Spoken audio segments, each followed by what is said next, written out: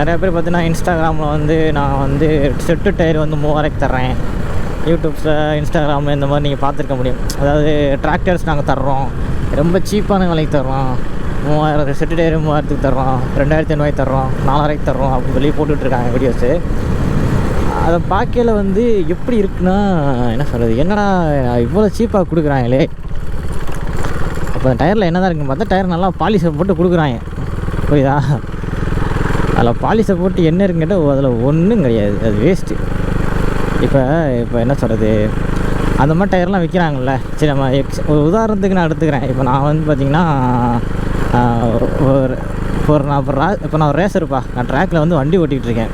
நான் நிறையா லேப்ஸ் ஓட்டிட்டேன். நான் உடனே வந்து பார்த்தீங்கன்னா நான் வண்டி டயரை வந்து நான் மாற்றுறேன். ஏன் மாற்றுறேன்னா எனக்கு வந்து அந்த ட்ராக்கில் வந்து எனக்கு வந்து டயர் வந்து கிரிப்பு கிடைக்கல, சரிங்களா? எனக்கு வந்து கிரிப்பு கிடைக்கல, அதனால் வந்து நான் வந்து டயரை மாற்றுறேன், சரிங்களா? அந்த டயரை என்ன பண்ணுறாங்க அப்படின்னா, அதை கொடுங்க அப்படின்னு நாங்கள் செகண்ட்ஸில் ஒருத்தன் ஹோல்சேலில் வாங்கிட்டு வந்து அதை விற்கிறான். தயவு செஞ்சு அந்த மாதிரி டயர்ஸ்லாம் வாங்கி தயவு செஞ்சு யூஸ் பண்ணாதீங்க. ஏன்னா பார்த்தீங்கன்னா உங்களுக்கு வந்து அதில் வந்து கிரிப்பே கிடைக்காது.